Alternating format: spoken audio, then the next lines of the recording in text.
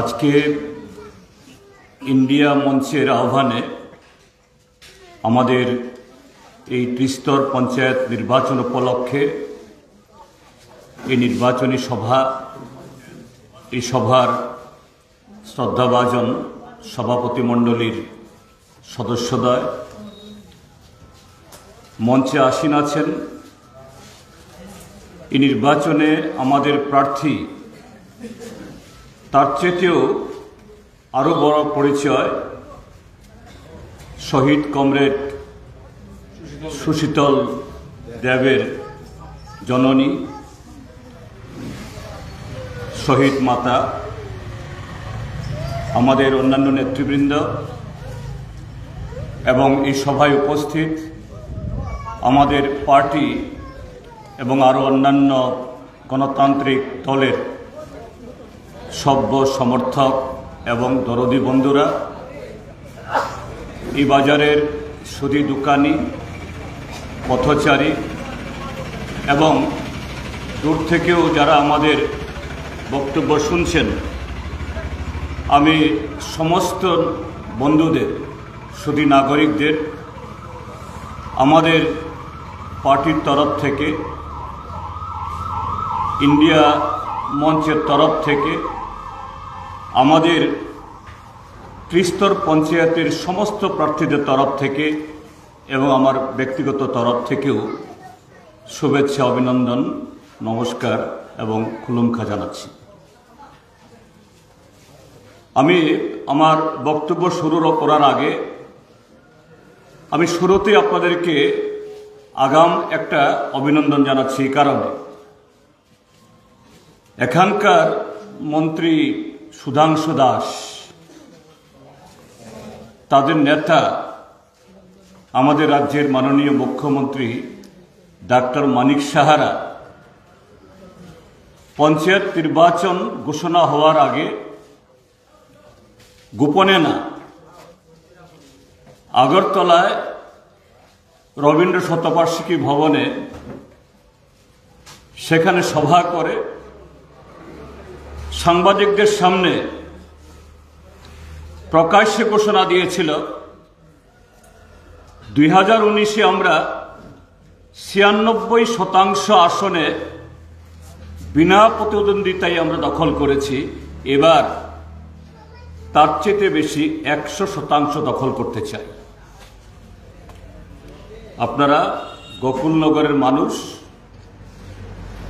এই 59 জেলার এখানে যারা গণতন্ত্রের প্রহরীরা এবং উত্তর জেলার মানুষ, ত্রিপুরার অন্য জেলাতে এই প্রতিরোধে ঠিক সেরকমভাবে সাফল্য অর্জন করতে না পারলেও কিন্তু আপনারা প্রথম ধাপে ভারতীয় জনতা পার্টিকে পরাজিত করেছেন, যে না, এটা হতে দেননি। এখানে লড়াই হচ্ছে, সে লড়াই আগামী দিন অর্থাৎ আগামী 8ই আগস্ট এবং তারপরও আরো জোরদার লড়াই হবে। এই নির্বাচন পঞ্চায়েত নির্বাচন। পঞ্চায়েত যখন আমরা বলি, এক স্তরের হোক বা ত্রিস্তরের, বর্তমানে কারো কারো এটা মনে হতে পারে না, লোকসভা, বিধানসভা, তার তুলনায় এই পঞ্চায়েত বোধহয় তার গুরুত্ব একটা কম। কিন্তু আমরা বলি, আমাদের পার্টি আমরা মনে করি, হ্যাঁ, লোকসভা, বিধানসভা অবশ্যই খুবই গুরুত্বপূর্ণ প্রতিষ্ঠান, কিন্তু পঞ্চায়েতকে বাদ দিয়ে আমাদের দেশের লোকসভা, বিধানসভা যতই শক্তিশালী হোক, যে দলেরই পরিচালিত হোক, পঞ্চায়েতকে বাদ দিয়ে এই ভারত দেশটাকে নির্মাণ করা, ভারতবর্ষের 40 কোটি মানুষের মঙ্গল সুনিশ্চিত করা এটা অসম্ভব। যারা মনে করে তারা এটা মূর্খের স্বর্গে তারা বাস করবে। কেন কথাটা বলছি কারণেই এই দেশের 70% মানুষ বাস করে গ্রামে। 70% মানুষের এই দেশের তাদের অর্থনীতি তথা জীবন জীবিকা নির্ভর করে কৃষির উপরে। আর সেই গ্রামকে পরিচালনা করে গ্রাম পঞ্চায়েত। কাজেই আপনি পার্লামেন্টে এখন বাজেট সেশন চলছে, কমরেড সুশীতল দেবনাথ এর সম্পর্কে 2-4টা কথা এখানে বলেছেন, খুব মূল্যবান শুনেছেন। আমরা এর বিরোধিতা করছি, কিন্তু সে বাজেটটা যদি জনমুখীও হতো,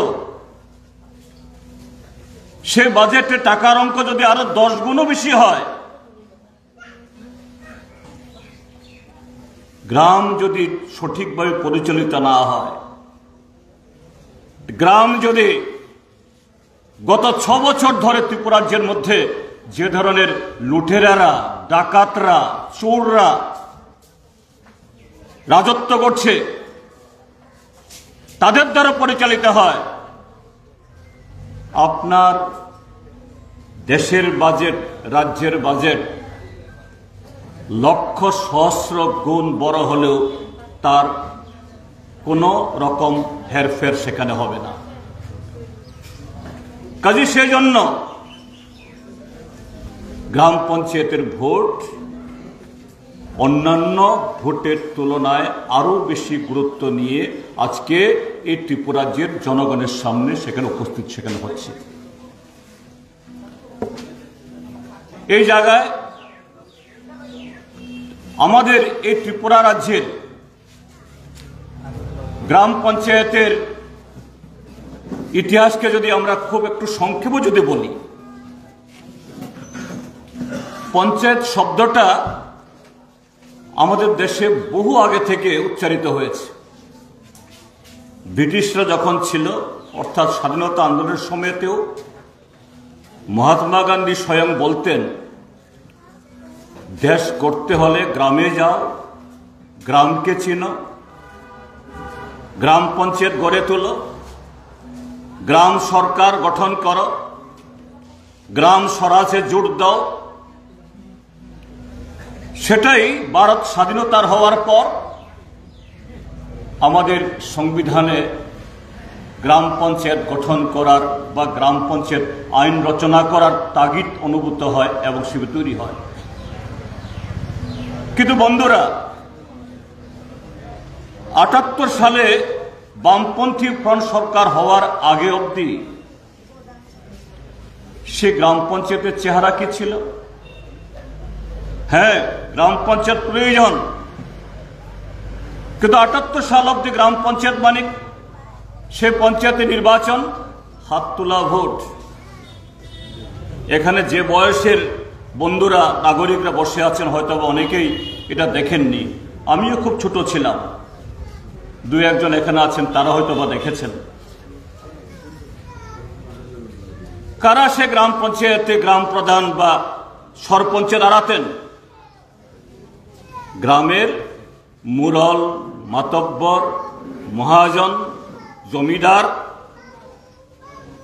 যারা প্রধান না হলেও সবকিছুতে যারা ছড়ি ঘোরাতেন, এমনিতেই যারা খুবই ক্ষমতাশালী হয় তারা, অথবা তাদের কোনো বসংগত, তারাই প্রার্থী হতেন, ভোট হতো হাত তোলা। কাজেই ভয়ে ডরে গ্রামের এরকম প্রভাবশালীরা যখন গ্রাম প্রধানের প্রার্থী হন, সরপঞ্চের প্রার্থী হন, অন্যদের তাদেরকে ভোট না দিয়ে উপায় ছিল না। তারপর যে পঞ্চায়েত গঠিত হতো, সে পঞ্চায়েতের কাজ কি না? সে পঞ্চায়েতের কাজ, আপনার গ্রামে রাস্তা নেই, পানীয় জলের বন্দোবস্ত নেই, গ্রামের গরিব মানুষ অনাহার ক্লিষ্ট, গ্রামের মানুষ বিনা চিকিৎসায় মারা যাচ্ছে, গ্রামের মানুষের উপরে মহাজনের জুলুম হচ্ছে, আরো নানাভাবে অত্যাচার হচ্ছে না। এই সমস্ত ক্ষেত্রে তৎকালীন প্রধানদের কোনো ভূমিকা গ্রহণ করার তার উদ্যোগও ছিল না, দায়িত্ব ছিল না। উল্টো তৎকালীন গ্রাম পঞ্চায়েত ছিল শোষণের হাতিয়ার, বড় লোককে আরো বড় করা, অসাধু ঘুষখোর এরকম সরকারি আমলা বা পুলিশ তাদেরকে সাহায্য করা, গরিবের জমি হরণ করা, সুদখোর মহাজন যারা তাদের সাহায্য করা, এই ছিল। সেই অবগুণ্ঠনকে ৭৮ সালে কমরেড বিপিন চক্রবর্তী, দশরথ দেবের নেতৃত্বে তৈরি করা বামফ্রন্ট সরকার তার পরিবর্তন করে দিতে, না, ভোট হবে কুপন ব্যালটে। এবং সেই কুপন ব্যালটে নির্বাচন ব্যবস্থা হওয়ার পর গ্রামের গরিব মানুষ, পরবর্তী সময়েতে রিজার্ভেশন হয়েছে, মহিলাদের রিজার্ভেশন, তফসিলি রিজার্ভেশন, তফসিলি উপজাতি রিজার্ভেশন, আরো পরে হয়েছে প্রধান, চেয়ারম্যান, উপপ্রধান, সেক্ষেত্রে রিজার্ভেশন। অর্থাৎ জনগণের প্রকৃত প্রতিনিধিত্ব করার মতো সেরকম একটা সংবিধান স্বীকৃত, জননির্বাচিত এরকম একটা প্রতিষ্ঠান। কিন্তু শুধু পঞ্চায়েত গঠন করলে তো হবে না, তার হাতে ক্ষমতা দিতে হবে, অর্থ দিতে হবে। শুধু কিছু লোককে দাঁড় করিয়ে দিল, নির্বাচিত করিয়ে দিল, একটা রাবার স্টাম্পের মালিক করে দিল, কি কাজ হবে? বামফ্রন্ট সরকার ধীরে ধীরে অভিজ্ঞতা অর্জন করার মধ্য দিয়ে তার হাতে গ্রামে কোন কোনা দিয়ে রাস্তা হবে, কোথায় বালুয়ারি বসবে, কোথায় জলের উৎস তৈরি হবে, কোথায় সেচের লাইন হবে, কোন পাড়া দিয়ে বিদ্যুতের খুঁটি যাবে, কাকে সামাজিক ভাতা দিতে হবে, কাকে অন্য সমস্ত ধরনের সুবিধা অগ্রাধিকার দিয়ে ব্যবস্থা করতে হবে, এই ব্যবস্থা করেছে। সেখানে থেমে থাকেনি, কাজ করতে করতে করতে আরো অভিজ্ঞতা হলো যে না, শুধু গ্রাম পঞ্চায়েতের 9 জন বা 11 জন বা 13 জন মেম্বার, হ্যাঁ, জননির্বাচিত, কিন্তু একটা সময়েতে তাদের মধ্যে স্বেচ্ছাচারিতা জন্ম হতে পারে, তাদের মধ্যে স্বজন পোষণের এরকম মানসিকতা বা দুর্বলতা তৈরি হতে পারে। এটাকে আরো সম্প্রসারিত, আরো গণতান্ত্রিক ব্যবস্থা করার জন্য চালু হলো গ্রাম সভা।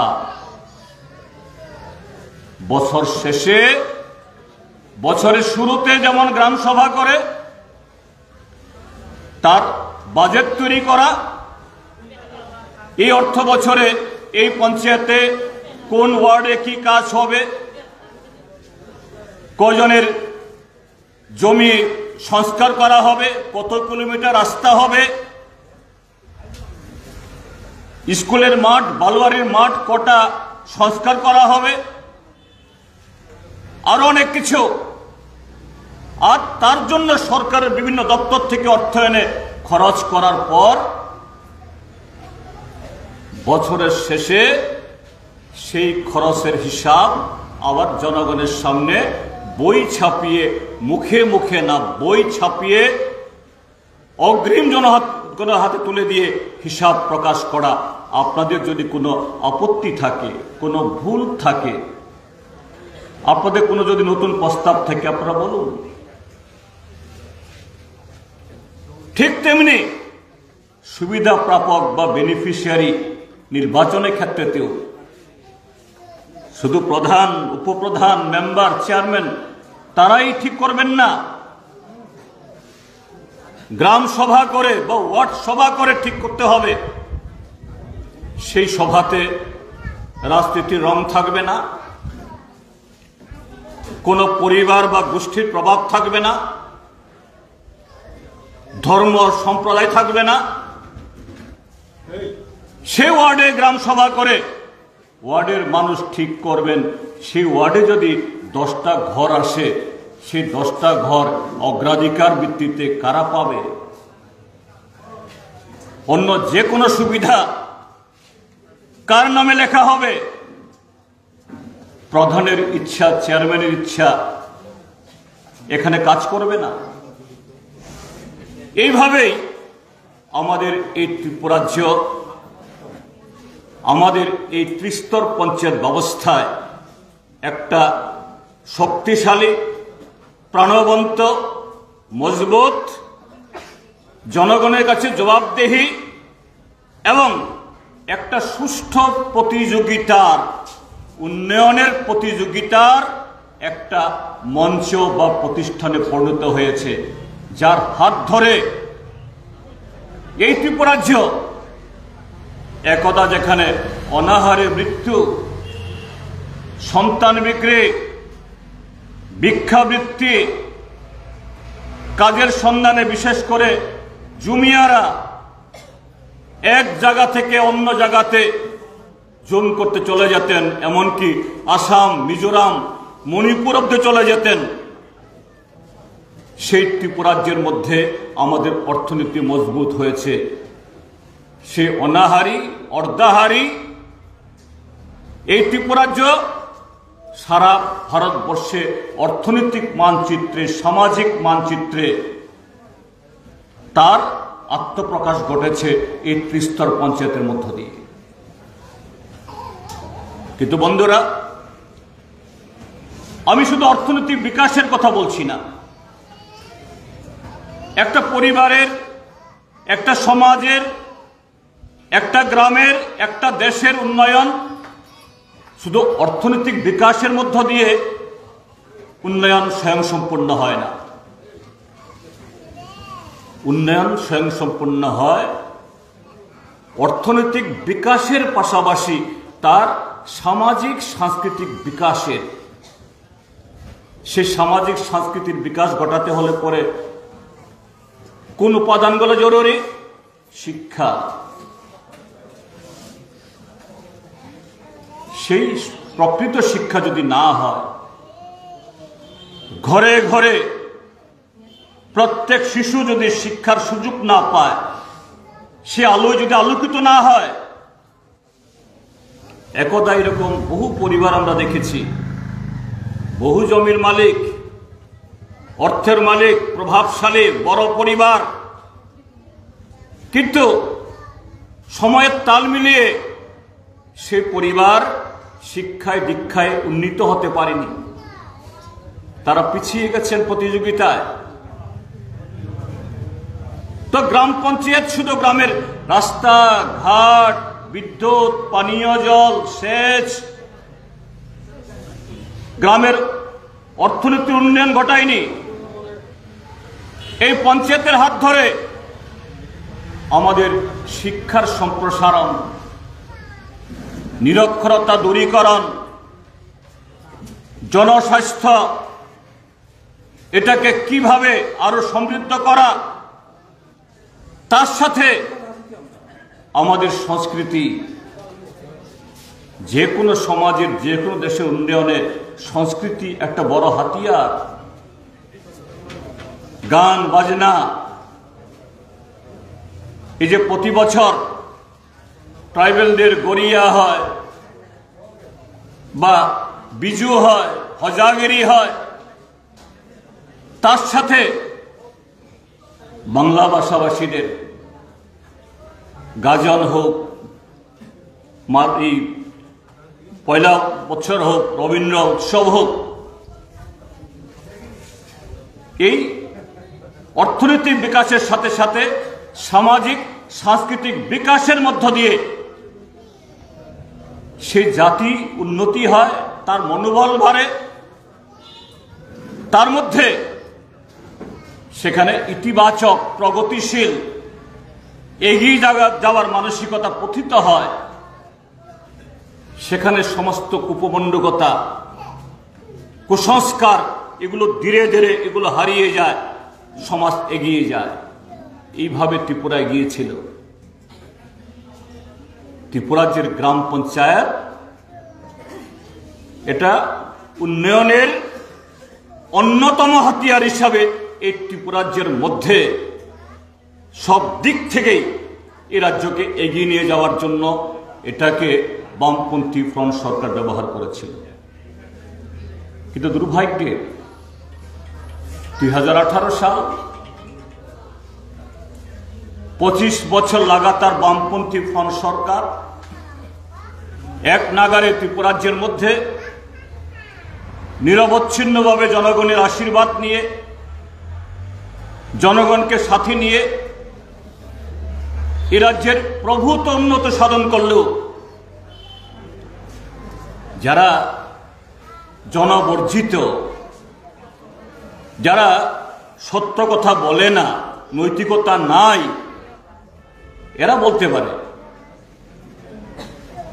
এখানে স্বপনবাবু বলেছেন যে বিজেপির নেতারা বলেন 25 বছরে ত্রিপুরাজ্যে কিছুই হয়নি,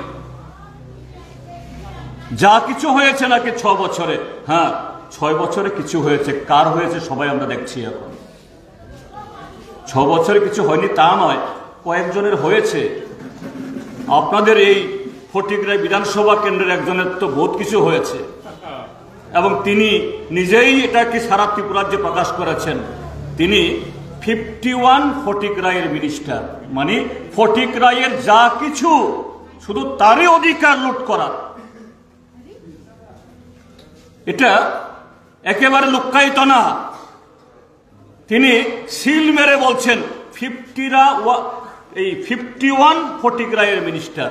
আমরা জানি না ত্রিপুরার যে 51 ফটিকরাইয়ের মিনিস্টার কে আছে।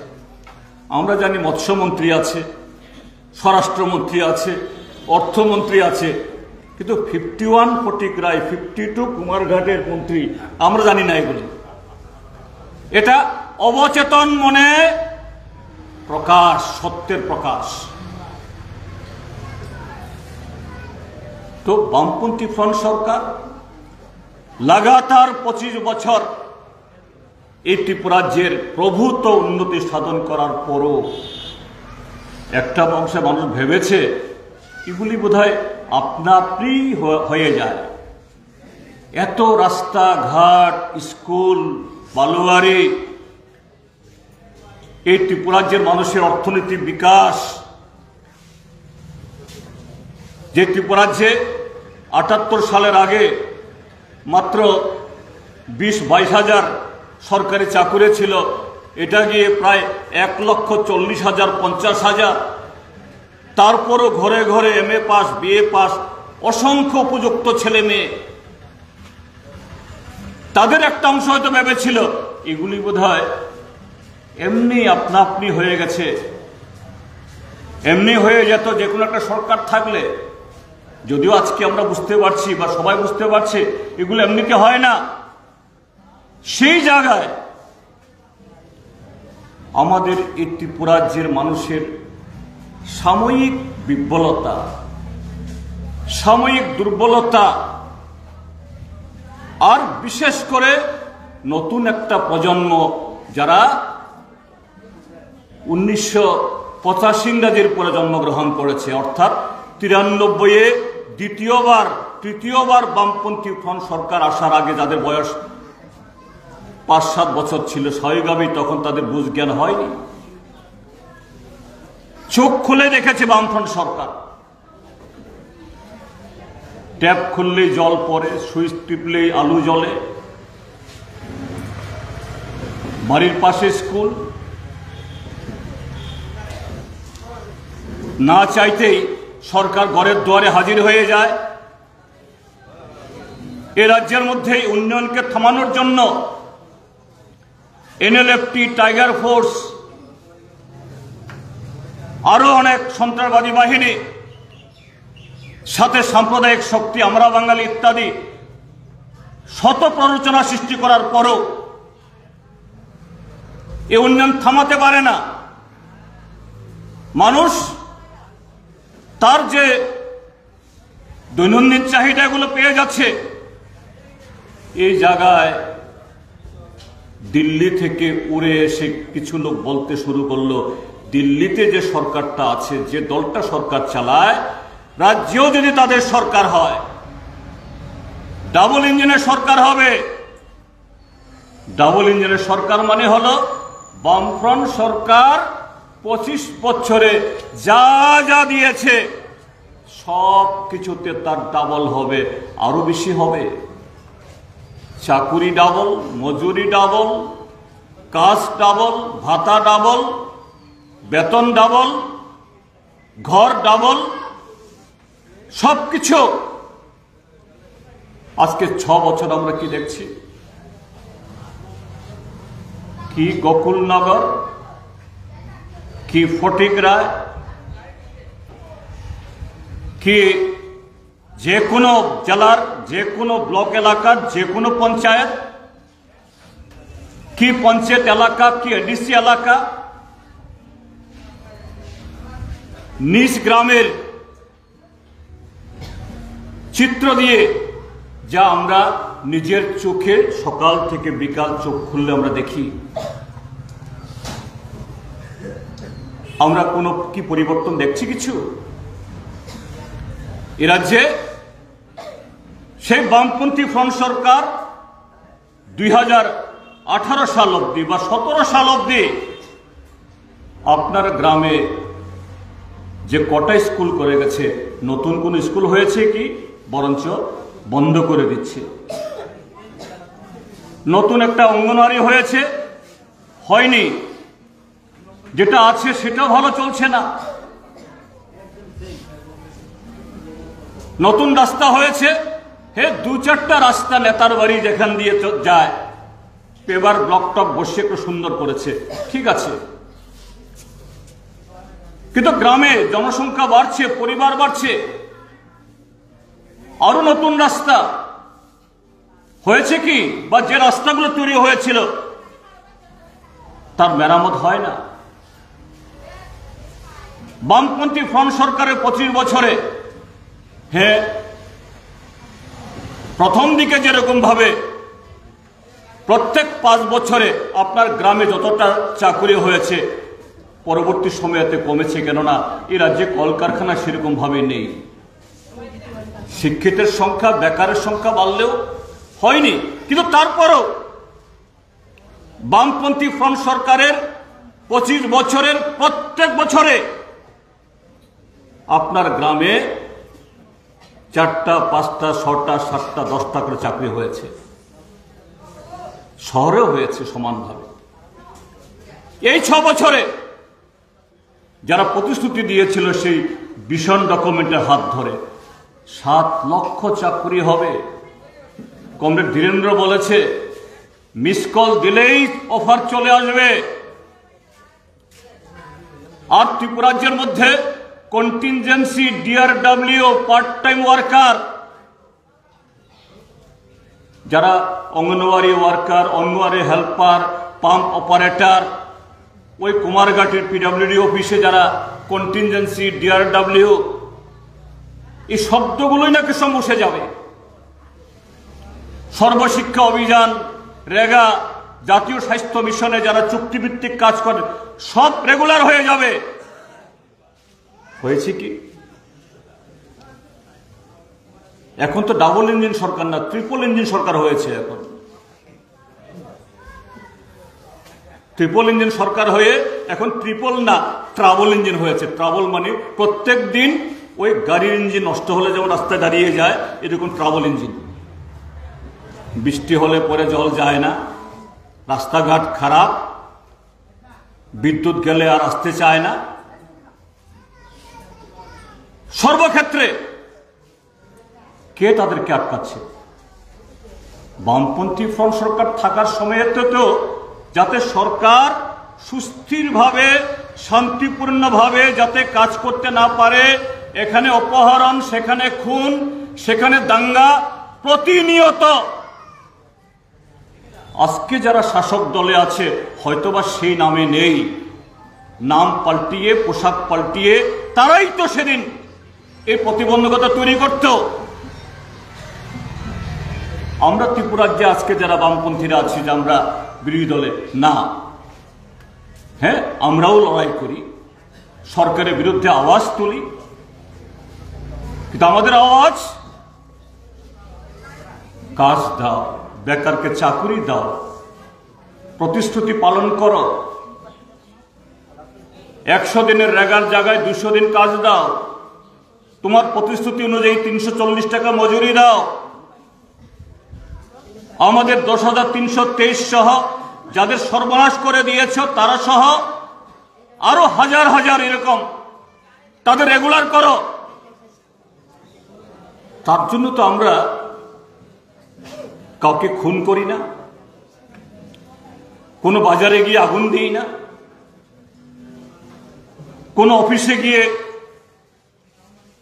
ভাঙচুর করি না, কারোর মিছিল আটকাই না, আইন শৃঙ্খলা সেরকম কোনো অবনতি ঘটানো কোনো কাজ করি না। গণতান্ত্রিকভাবে আমাদের সংবিধান আমাদের যে অধিকার দিয়েছে অন্যের বিরুদ্ধে আওয়াজ তোলা,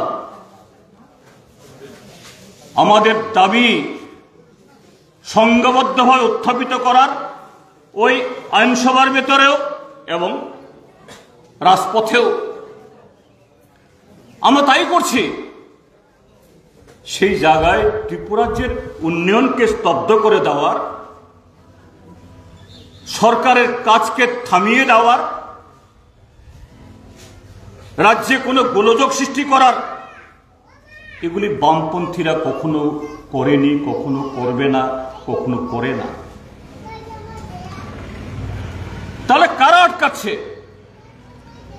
গত 6 বছরে কেন আপনার গোকুলনগরে নতুন কোণের পরে রাস্তা হয় না? নতুন পাড়া তৈরি হয়েছে, সেখানকার শিশুদের জন্য একটা বালুয়ারি হয় না। এই ব্লক এলাকাতে নতুন করে একটা স্কুল বা অন্য কিছু হয় না। ঘরে ঘরে MA পাস BA পাস, তাদের ঘরে চাকুরি আসে না, চাকুরি দূরে থাক। নির্বাচন ঘোষণা হলে পরেই এই সরকার কদিন বাদে বাদে মন্ত্রীরা সাংবাদিকদের সামনে হাজির হয় আর কিছু কাগজ পড়ে মানুষকে শুনান, এতগুলো পদ সৃষ্টি হয়েছে, এতগুলো চাকরি হবে, এইভাবে পরীক্ষা হবে। সে পরীক্ষা হয়ও, তাদের কাছ থেকে ফি নেয়, কিন্তু সে পরীক্ষার ফল আর কখনো বের হয় না। আবার 3 দিন বাদে সেই একই পদের আবার নতুন করে আরেক মন্ত্রী এসে বলে এতগুলো শূন্য পদ নেওয়া হবে, আগেরটা কি হলো এটা আর বলে না। কে আটকায়? কে বাধা দেয় তাদেরকে? সুধাংশু বাবুদের কেউ তো বাধা দেয় না। দিল্লিতে তোমাদের সরকার, করিতকর্মা প্রধানমন্ত্রী, যিনি সবকা সাথ, সবকা বিকাশ, সবকা বিশ্বাস, বিকশিত ভারত, অমৃতকাল, আরো কত কথা বলেছেন। এগুলি বলে আপনাদের কানে জ্বালাপালা আমি করতে চাই না। কেন হয় না? হয় না একটাই কারণ, এই ভারতীয় জনতা পার্টি বলে আমরা রাষ্ট্রবাদী, আসলে তারা হলো ভোগবাদী। রাষ্ট্রকে, রাষ্ট্রের পতাকাকে সামনে রেখে নিজের আখের গুছাও।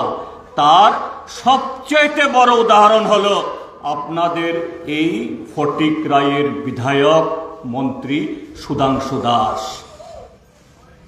যিনি মন্ত্রী হওয়ার আগে নাকি তার মা BPL কার্ডের মালিক, অন্তোদয় কার্ডের মালিক, চাল তুলতেন, তিনি আজকে কোটি টাকার মালিক। আমি জানি না, আমার কাছে সে তথ্য নেই।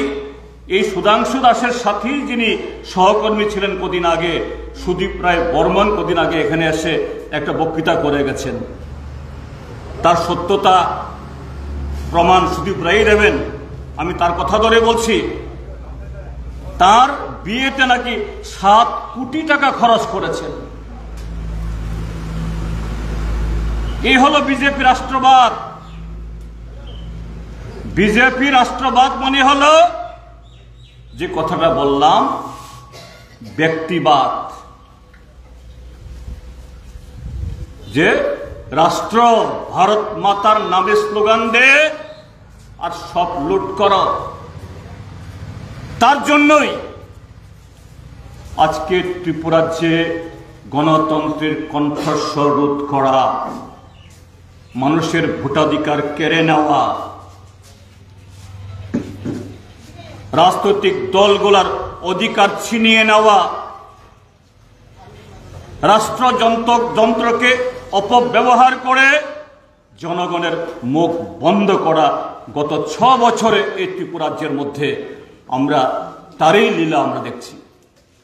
এবং সেই জায়গায় আমাদের গ্রাম পঞ্চায়েত সবচেয়ে বেশি ক্ষত বিক্ষত, রক্তাক্ত। 2019 ইংরাজি 96% আসনে বিরোধীরা ব্লকে গিয়ে, বিডিওর অফিসে গিয়ে মনোনয়ন পত্র তুলতেই পারেনি, তুলতে দেওয়া হয়নি। পুলিশের পাহারায় গুন্ডারা অফিস দখল করে রেখেছে, সেখানে তার গণতান্ত্রিক অধিকার সে সেখান থেকে বঞ্চিত। স্বাভাবিক, যারা সেদিন প্রতিনিধি হয়েছেন, নামকে ওয়াস্তে প্রধান হয়েছেন, চেয়ারম্যান হয়েছেন, মেম্বার হয়েছেন, পঞ্চায়েত সমিতির চেয়ারপারসন, ভাইস চেয়ারপারসন, জেলা পরিষদের সভাধিপতি, সহকারী সভাধিপতি, হ্যাঁ, তাদের প্রত্যেকের একটা করে সিল হয়েছে। সভাধিপতি, সহকারী সভাধিপতি, গাড়ি ঘোড়াও হয়েছে, মাসে মাসে মাসুহারও পেয়েছেন। তদনুরূপ চেয়ারম্যানরা, প্রধানরা, মেম্বাররা, কিন্তু তারা তো ঘরে ঘরে গিয়ে বিরোধী দলের বাড়িতে যাননি না। আমি সে কথা বলছি, তারা তো বিজেপির ঘরেও যাননি। নিজের দলের সমর্থক হলেও তো ভোট দেওয়ার জন্য প্রার্থীকে যেতে হয়, তারা যাননি। কারণ তারা তো স্বঘোষিত, স্বনির্বাচিত, স্বপ্রতিষ্ঠিত, স্বঘোষিত প্রধান, স্বঘোষিত চেয়ারম্যান, স্বঘোষিত মেম্বার। কেন তারা মানুষের কাছে যাবেন? স্বাভাবিক। গত 5 বছরে আমাদের পঞ্চায়েতে আইন থাকলেও গ্রাম সভা এই শব্দ তারা উচ্চারণ করেননি। আমাদের পঞ্চায়েতে বছর শেষে বই ছাপিয়ে জনগণের কাছে হিসাব তুলে দরকার, এটা আইন। সে আইন তাদের কাছে কলাপাতা। সরকারি যে কোনো অর্থ খরচ হলে পরে অডিট করতে হয়, তার জন্য সরকারের একটা দপ্তরে আছে, অডিট ডিপার্টমেন্ট, ফাইন্যান্স ডিপার্টমেন্টের অধীনে, অর্থ দপ্তর অধীনে। কিন্তু পঞ্চায়েত আইনে আরো সুন্দর ব্যবস্থা, একটা থার্ড পার্টি অডিট বা সামাজিক অডিট বলা হয়। সর্বভারতীয় ক্ষেত্রে টেন্ডার দিয়ে বিশিষ্ট এনজিও যাদের সুনাম আছে তাদেরকে নিয়োগ করতে হয়। সেই সংস্থা রাজ্যের যে কোনো পঞ্চায়েত, যে কোনো পঞ্চায়েত সমিতি, যে কোনো জেলা পরিষদে যে কোনো দিনে গিয়ে তার খাতা দেখতে পারেন, তার তহবিল দেখতে পারেন। আইন আছে, আপনারা দেখেছেন আমাদের সময়েতে প্রত্যেক পঞ্চায়েতের অফিসে, প্রত্যেক জেলা পরিষদ, প্রত্যেক ব্লক অফিসে বড় করে একটা সাইনবোর্ড রাখতে হতো। সেই সাইনবোর্ডে সেই বছরে কি কাজ হয়েছে, কত টাকা, কত লক্ষ, কত হাজার, কত শো, কত টাকা, কত পয়সা খরচ হয়েছে, কে পেয়েছে, লিখতে বাধ্য। আজকে আছে এগুলো? গোকুলনগর পঞ্চায়েতে আছে, পাশের পঞ্চায়েতে আছে, কোথাও নেই, কোথাও নেই। এই আইনগুলোর সব কলা পাতা ত্রিপুরাজ্যের বিজেপির কাছে। কিন্তু বন্ধুরা, আমি সে কারণে গত 2019-এ এই জবরদখল করে যারা প্রধান মেম্বার চেয়ারম্যান হয়েছেন, আমি তাদেরকেও সবটা দোষারোপ করি না। এদের মধ্যে অনেক নিরীহ মানুষ আছেন, তারা নামকেও আসতে প্রধান, নামকেও আসতে মেম্বার, নামকেও আসতে চেয়ারম্যান। কোন কোন জায়গাতে তাদের কোনো ক্ষমতাই নেই, শুধু সিল দেওয়ার মালিক আর সই দেওয়ার মালিক, আর অল্প স্বল্প মাঝে মধ্যে তারা একটু ভাগ টাক পান, এটুকুই। আবার অনেকে পানও না, সবাই যে চোর তা না। তাহলে কারা? গত 6 বছরে এই যে পিডিএফ এর টাকা, রেগার টাকা, আরো বহু যে অর্থ এসছে, আগের মতন আসলেও এসছে, তো কারা এগুলো আত্মসাৎ করেছে? আর এক শ্রেণীর লোক, তারা জননির্বাচিত না, এদের কোনো সিলও নাই, কিচ্ছু নাই, তারা আরো ক্ষমতাশালী। এদের নাম হলো মন্ডল, পৃষ্ঠা প্রমুখ, মোর্চা। এরা সংবিধান বহির্ভূত বুইফুর সম্পূর্ণভাবে সরকারি অর্থ, জনগণের অর্থ লুটপাট করাকারী একটা সংগঠিত ডাকাত। এই মন্ডল, মোর্চা, এরাই আজকে এই ত্রিপুরাজ্যের হর্তা কর্তা, বিধাতা। অসাংবিধানিক, আইন বহির্ভূত, জনগণের অর্থ লুণ্ঠনকারী পিশাচ ত্রিপুরাকে এইভাবেই তারা আজকে শেষ করছে। কাজেই এই নির্বাচন জনগণের অর্থ লুণ্ঠনকারী, সংবিধানের ধারা হরণকারী, আমাদের উন্নয়নকে যারা আজকে থামিয়ে দিয়েছে, এ রাজ্যের মানুষকে বঞ্চিত করে, তাদের হাত থেকে উদ্ধার করে জনগণের প্রকৃত প্রতিনিধি, ইন্ডিয়া মঞ্চের পঞ্চায়েত না, সিপিএম এর পঞ্চায়েত না, জনগণের পঞ্চায়েত গঠিত হবে। যে পঞ্চায়েত হবে জনগণের কাছে দায়বদ্ধ, জনগণের কাছে জবাবদিহি, জনগণের কাছে উন্মুক্ত। জনসাধারণ, নাগরিক, যে কোনো জন আঙ্গুল তুলে বলতে পারে, এটা আমার টাকা, আমার পয়সা, আমার হক, আমি কেন পাচ্ছি না, হিসাব দিতে হবে। আজকের এই ঠকবাস ডাকাতরা সে হিসাব দেয় না। এইভাবেই সুধাংশু দাসরা আজকে লাখপতি, কোটিপতি, এই ত্রিপুরাজ্যকে অজগর সাপের মতো আজকে গিলে খাচ্ছে। তার হাত থেকে এই ত্রিপুরাজ্য উদ্ধার করতে হবে। তার পাশাপাশি এই নির্বাচন, আমরা গত 6 বছর ধরে এই চিৎকার করছি ত্রিপুরাজ্য জনগণের সামনে, ভোট আসবে, ভোট যাবে, গণতান্ত্রিক ব্যবস্থায় আজকে ত্রিপুরাজ্যের মধ্যে যে সমস্ত দলগুলো আছে, সিপিআইএম, কংগ্রেস, ভারতীয় জনতা পার্টি, ত্রিপুরা মথা, আইপিএফটি বা নির্দল বা আরো আগামী দিন দলও হতে পারে, আমাদের সংবিধান সে অধিকার দিয়েছে, হতেই পারে। ভোটে দাঁড়াবার অধিকার সবারই থাকবে। আর এখন তো শুধু ভোটে দাঁড়াবার অধিকার না, কাউকে ভোট না দেওয়ার অধিকার আছে। নোটা পঞ্চায়েতে আছে কিনা আমি জানি না, কিন্তু লোকসভা, হ্যাঁ পঞ্চায়েতও আছে না, হ্যাঁ নোটা, অর্থাৎ আমি কাউকে ভোট দেব না, এটা আমাদের অধিকার। কিন্তু গত 6 বছরে ত্রিপুরাজ্যের মধ্যে যে সংস্কৃতি কায়েম হয়েছে, যে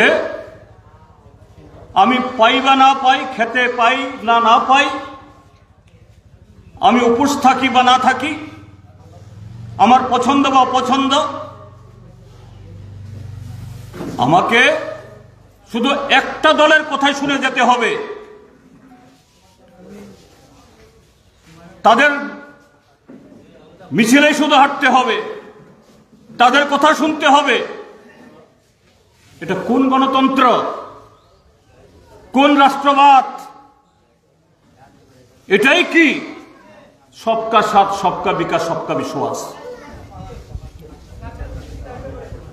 যে এই অধিকার যদি কোনো রাজ্যে, কোনো দেশে যদি এটা বিলীন হয়ে যায়,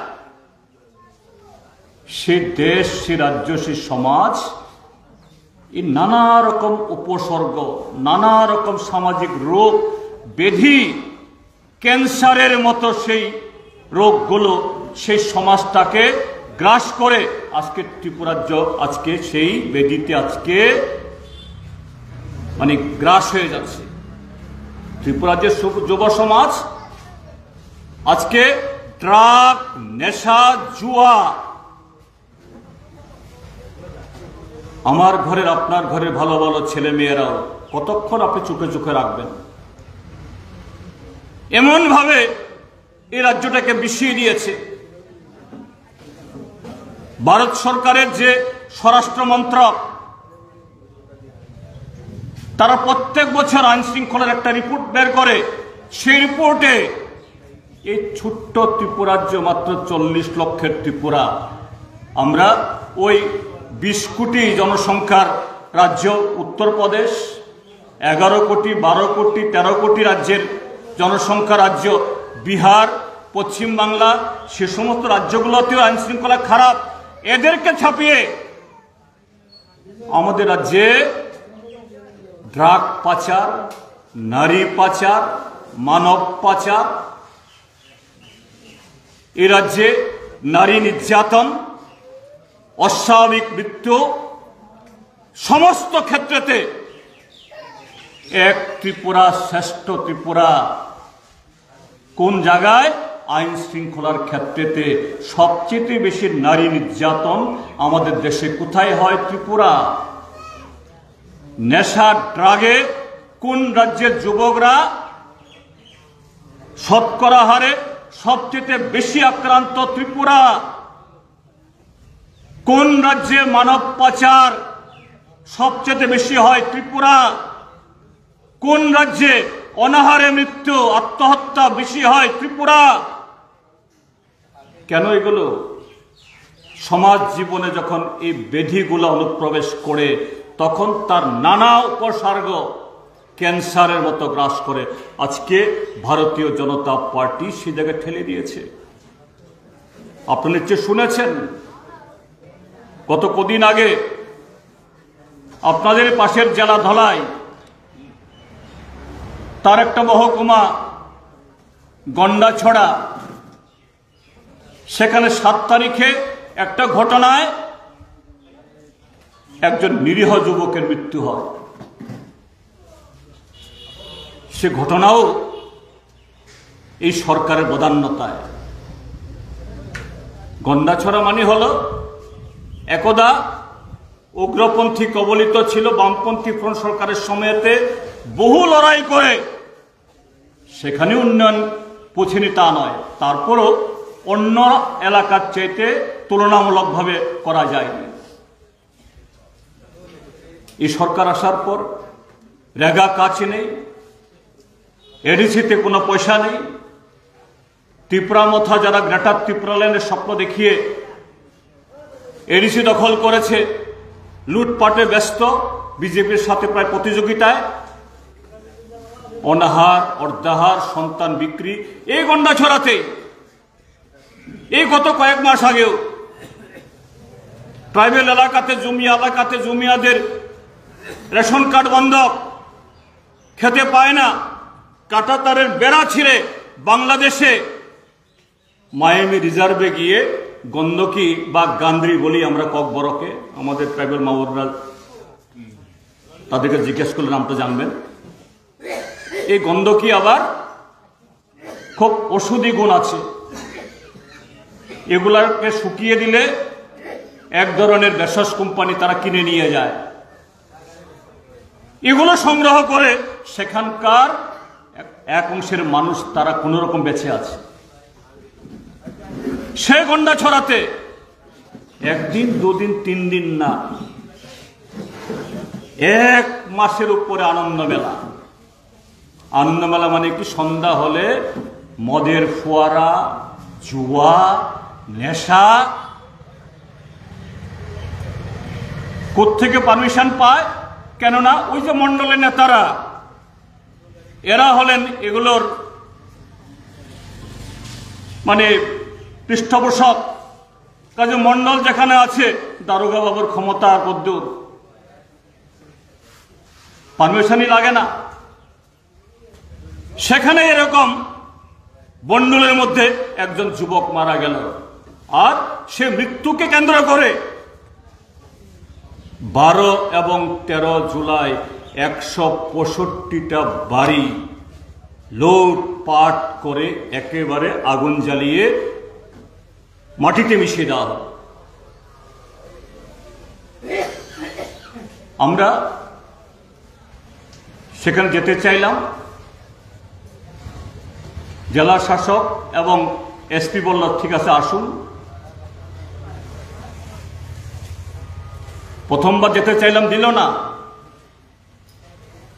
এরপর গত 22 তারিখে, না 22 নয়, গত 1 তারিখে 1 আগস্ট আমরা গেলাম। আপনারা নিশ্চয়ই সোশ্যাল মিডিয়া পত্রিকা দেখেছেন, বিভৎস নারকীয়।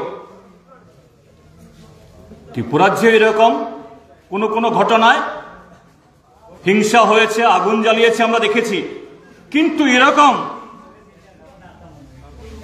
বাড়িঘর সব লুট করে হাঁস মুরগি ছাগল সব তুলে নিয়ে গিয়ে এরপর আগুন জ্বালিয়ে সব শেষ করা, এটা আমরা দেখিনি কখনো। 165 পরিবারের 4 শতাধিক নারী, শিশু, বৃদ্ধ, বৃদ্ধা শরণার্থী ক্যাম্পে 1 আগস্ট আমরা গেছি, মানে প্রায় 3 সপ্তাহ পর গিয়ে দেখি এই লোকগুলো কোনো রকমে এক কাপড়ে বেরিয়েছে। এদেরকে শুধু পলিথিন দেওয়া হয়েছে সেখানে ঘুমানোর জন্য। স্বাভাবিক, সবাই অসুস্থ, দুবেলা একটু খেতে দে, কিন্তু এতগুলো লোক যদি একসাথে থাকে জলবাহিত রোগ হয়। প্রায় প্রত্যেক নারী পুরুষ জ্বরে কাঁপছে,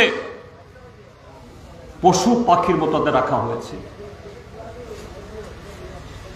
মাননীয় মুখ্যমন্ত্রী, যিনি রাজ্যের হর্তাকর্তা বিধাতা, 3 সপ্তাহ পার হয়ে গেল, একদিন যিনি যাওয়ার সময় করতে পারলেন না। আমরা গিয়ে আগরতলা এসে বলার পর আজকে নাকি যাচ্ছেন। আমি ধন্যবাদ জানাচ্ছি, ঠিক আছে, একদিন পরে হলো আপনার মনে হয়েছে যাওয়া, কিন্তু কেন হলো? এই যে গন্ডাছড়াতে 7 তারিখের পর 12-13 তারিখের ঘটনা, এই বিস্ফোরণ কেন?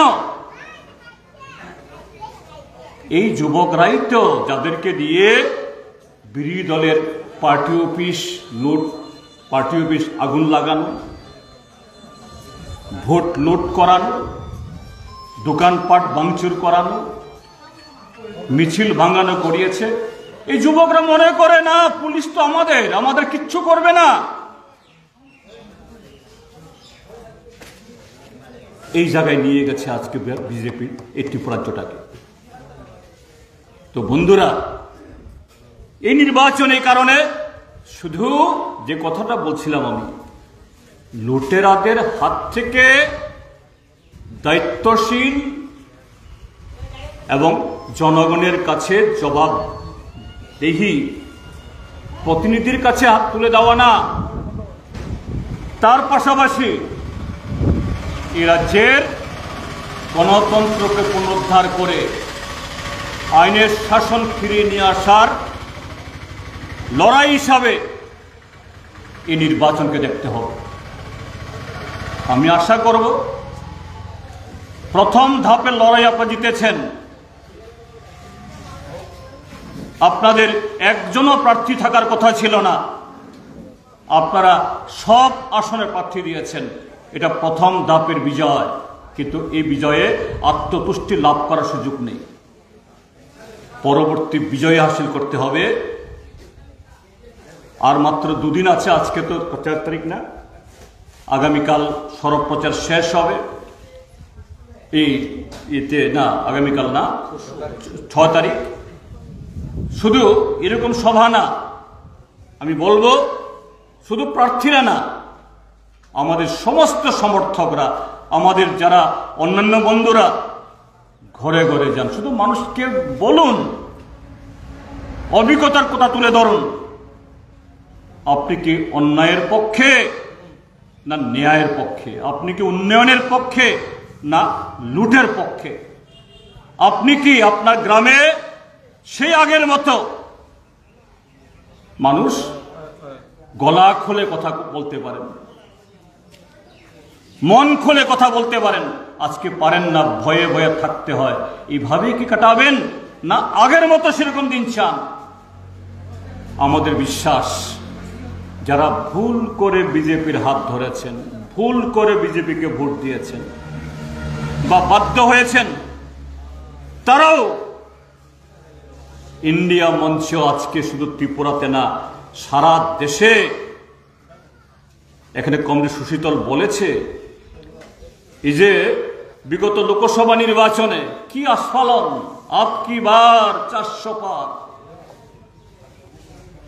বিজেপি একাই 370 পার।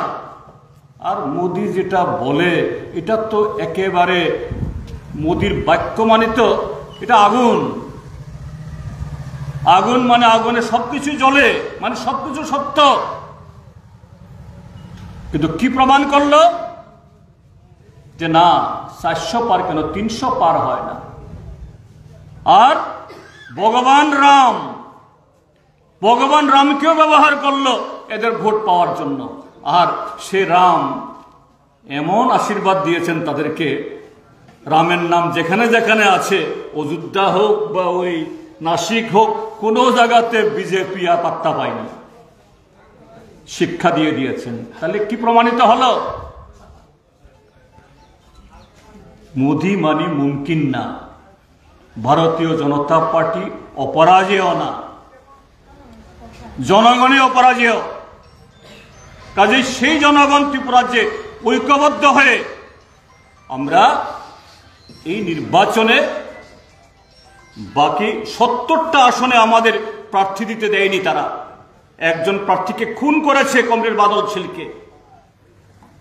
বাকি 30টা আসনে বিজেপিকে গোহারা হারিয়ে এরা জবরদখল করে, ডাকাতি করে যে 70% আসনে জিতেছে। আগে 5 বছর যাতে মাথা নত করে থাকতে হয়, কারণ এরা জয়ী না, জয়ী হলো ইন্ডিয়া জোট, ভারতের কমিউনিস্ট পার্টি, বামফ্রন্টের প্রার্থীরা, জনগণের প্রার্থী। সেটা সুনিশ্চিত করবেন এই আশা ব্যক্ত করে আমি আবারও আপনাদের সকলকে অভিনন্দন, নমস্কার এবং খুলুমখা জানিয়ে আমার বক্তব্য শেষ করছি। ইনকলাব জিন্দাবাদ।